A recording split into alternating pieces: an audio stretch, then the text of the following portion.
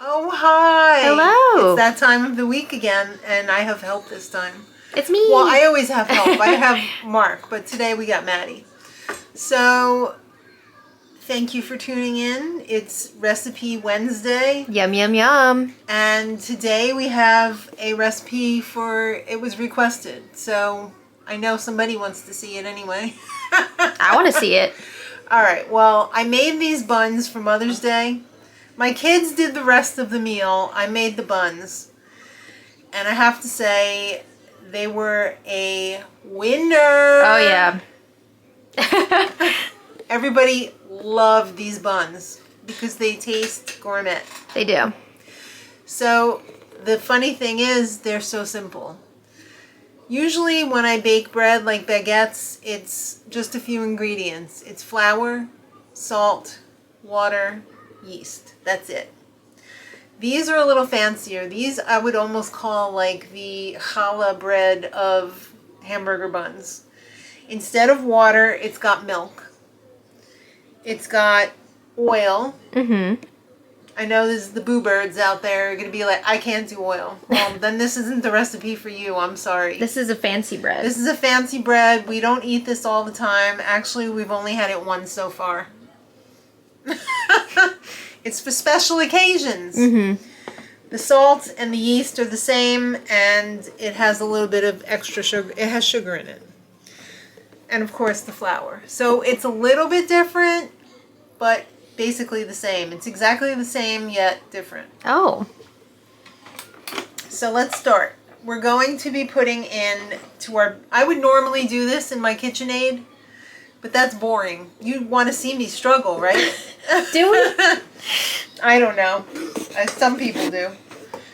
So we're going to do, I know this is not the right way to measure flour, but I don't give a crap. So there. Yeah, we're going to do 3.5 cups of flour. I know, you're supposed to, let me show you the right way to do this, and then I'll continue to do it the wrong way. What you're supposed to do is take a spoon and place it in the cup. In the cup. But Then, who actually does that? Then you're supposed to take a straight edge and go across the top like that. Mm-hmm. So it's not like compacted in there. Right. So now I'm just going to continue to do it how I've been doing it. Now that I've shown you the right way. You've proven to us that you know how to do it. Yeah. That's 3. Am I going to get out the half cup? Nope. Hell no. That's half. So we got our flour in there. We have our Danish whisk. This is essential for mixing any type of dough. If you don't hate yourself, buy this. Because it will make your life so much easier.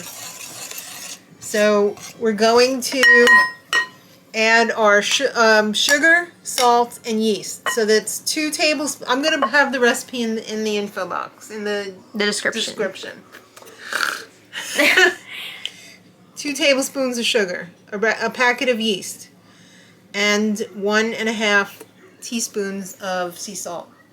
So you want to get this incorporated before you put in your liquid ingredients because you don't want the salt reacting with the yeast. Because it's going to kill it. Dad, he's going to kill it. No. Yeah. You can't let that happen. My dry ingredients are all mixed up, equitably distributed. So now it's time to add the wet. So in here I have 1.25 cups of oat milk. No, it's not. It's pea milk. It's the Ew. PEA. It's Ripple. Ripple's on the Water. That used to be a little restaurant back when I lived down in the city. It was down by the water, obviously. I hope so. So what I did was I took this and I put it in the microwave for 30 seconds just to take the chill off of it because I didn't want it to be so cold that when the coconut oil hit it, the coconut oil would go solid. So we don't want that. We want it to be liquidy. So I'm going to make a little bit of a well in the center here. I'm going to put my pea milk in. I'm going to take a pea in there. Yeah. Just pre-mix that a little bit. Now Last ingredient is the coconut oil. And yes, I'm going to eyeball this. It's 3 tablespoons, so 1, 2, 3. Looks good to me. No need to get something to wash. I'm just going to wipe it off and put it back where it goes. Now we're going to mix this up until we get a dough. We're going to knead it a little bit, and then we're going to let it rest for at least 15 to 20 minutes. Mm-hmm. And it smells buttery. yes, because it is. I'm That's pretty that sure coconut oil. you could use olive oil if you wanted, but I feel like the butter flavor in this makes it feel more like a bakery, bread. They felt fancy when we ate them. They did feel super fancy. Alright, so is this as far as my whisk is going to take me? Maybe. Do I have to go in there with my hands now? Yeah, it's probably a good idea. Now the good thing about this too, it won't really stick to your hands because it's got the oil in there. Mm-hmm. Usually when you have like a baguette dough, it's going to stick to your hands because it doesn't have any oil in there. It's just a paste really. Yeah. But this has the oil in here, so it's not going to really stick. Except to the whisk, right in the middle, in the belly button. And that won't fit in there. Work it. Yeah, work it. Do you like to watch me struggle? No. I want to see you live your best life. Thank you. Alright, so we're almost done here. That's the good thing about this. Whoops, it's like 10 minutes of prep and then a whole evening of compliments. Yeah, for real. Because people are still talking about this. Mm-hmm. Let's give them something to talk about. Make sure we get all of our stuff. Get it all. Mention it all. Wonderful. All right. So we're just going to shape this into a little ball. Yeah, a little brain. A smooth brain. This one has no thoughts in its head because everybody knows that the wrinkles are where the nerve synapses are. Right. Or the memories. All right, we're going to throw a dish towel over this and we're going to let it sit for 20 minutes and then we'll be back. See you soon. Bye. All right, guys, we're back. This is what it looks like after half an hour. It raised up a little bit, not too much because it's really not that warm in here. Not a big deal. So now what I'm going to do, and I don't have Maddie to help film for me, I'm just going to take my sifter here. It's going to put a little bit over this just so it doesn't stick, because once you make dough and it sits for a while, it kind of sucks the moisture out of the room and it makes it wetter. It's the thing. So I'm not going to squish it up too much, but what I'm going to do is I'm going to divide this into 8 pieces because this is enough for 8 good sized buns. You could make these as big or as little as you want, but I find 8 is pretty good for this. So I'm going to divide these into 8, and let me come back after I divide these. Alright, pardon the torso, but I figured this is probably the easiest way to show you. So I've already got 4 here that I've divided. The way that I like to do this is not by dirtying my bench scraper, because you don't really need it. So this is all done by eye. So this is the half of the dough. So you just guesstimate that this is a half, and the way that you break it off is by twisting it. Spam on the phone. It's not a landline, it's an internet phone line. Alright, so then we make half of the half. So that's 2 more. And then we're going to make 2 more. So I've got my cookie sheet with the parchment paper. I'm not doing anything fancy here. I'm just flattening this into a disc. It's going to look super flat. You could probably roll it out if you wanted to, but I don't feel like getting out my rolling pin. So this is the size of the bun that we're going to make. So I'll show you another one. You kind of roll it into a ball gently. You don't want to mash it up too much.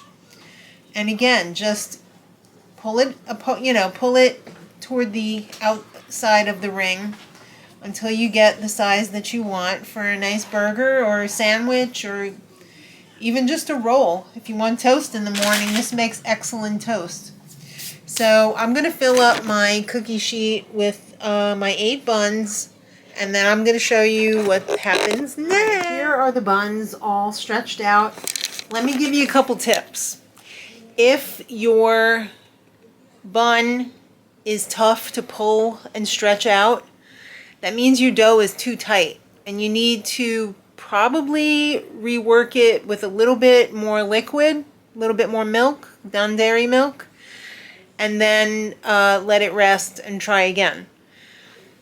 If your dough is too sticky when you're pulling it apart and it's sticking to your hands and everything else, add a little bit more flour. That one's easier to fix. It's a little bit harder when your dough is tighter. So when you're mixing it in the beginning, if it feels too tight, like it's a rock, and it's like hard to get everything into a ball with, you still have flour in the bowl, add a little bit more liquid. And I'm talking about like a tablespoon more of liquid. But this is perfect today. I didn't have to do any adjustments. I'm going to go over here to my oven. And what I like to do when I proof bread is I turn on my oven. And right now it's 65 degrees. I like to get it up to about 100 degrees. There's a baking stone in here as well, which is also going to hold on to a little bit of the heat. It just helps it rise more evenly when it's in a enclosed space like this with the temperature regulated. So I'm going to give that a minute to get up to about 100, and then I'm going to turn it off. While I'm waiting for that to happen, I have my pastry brush here. And I just have some of the pea milk that I mixed in with the bread. And I'm going to coat all of these with the milk.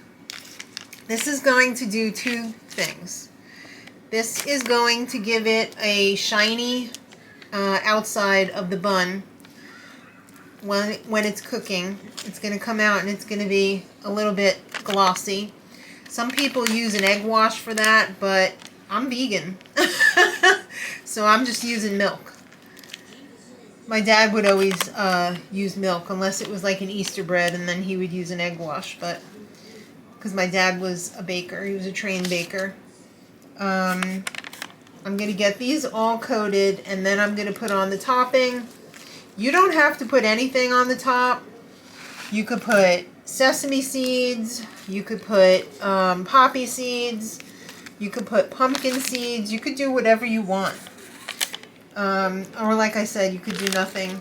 I like to use the everything but the bagel seasoning. It used to be at Trader Joe's, I think, only.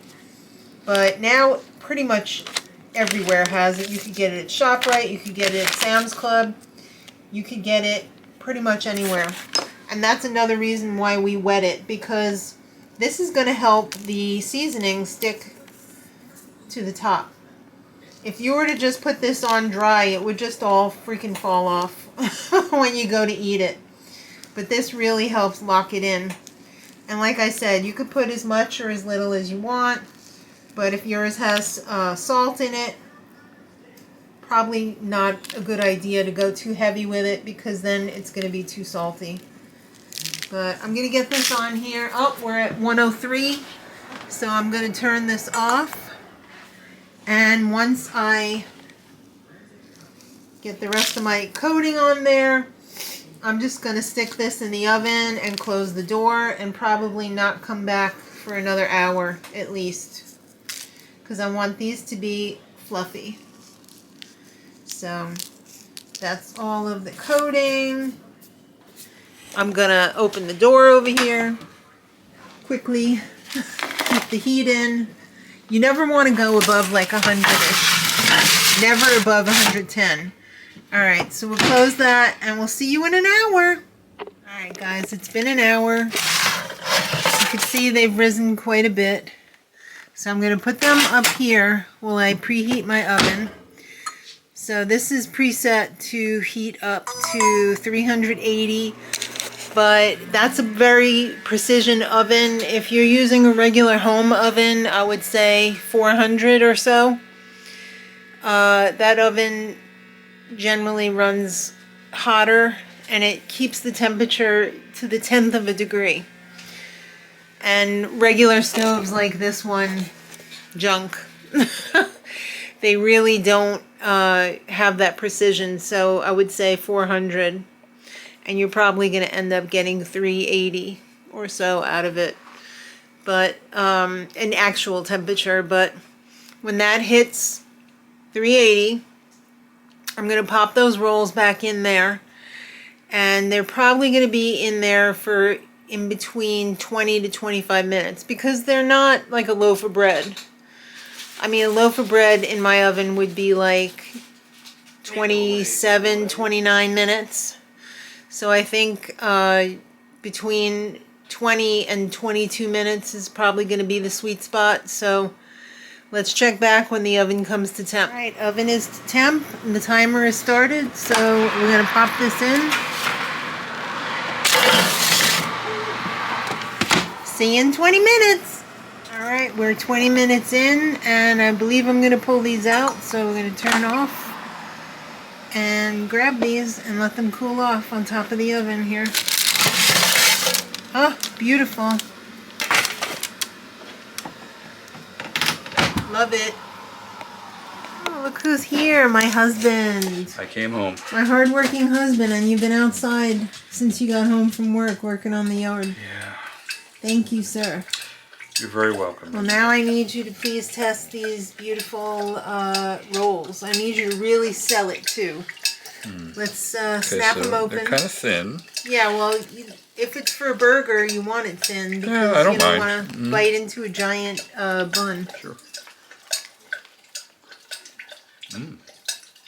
Yeah? Yeah. I like it. As good as the ones that we had for Mother's Day. Remember when we had our burgers out on the grill? Sure. Yeah. I mean, did you put sugar in these? Of course. That's what the recipe said. Why, do they taste sweet? No. Yeah, these are Let's excellent. see. Thank you. I'm going to give these to Maddie. Texture is She doesn't even know yet. Good. Oh my God. Should we give these to Those are really good.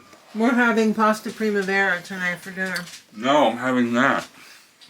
That reminds me of the bakery onion rolls down in the city. So good.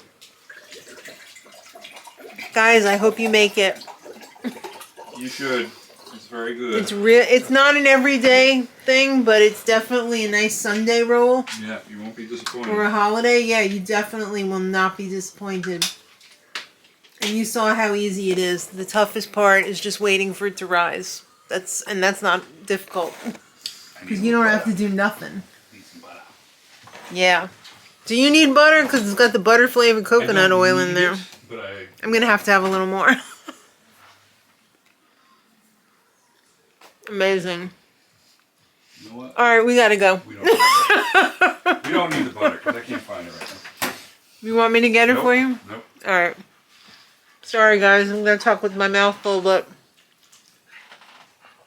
that is spectacular. Oh, you want some? Just a little bit? No, don't give him that. It's on the bottom. Alright. Alright.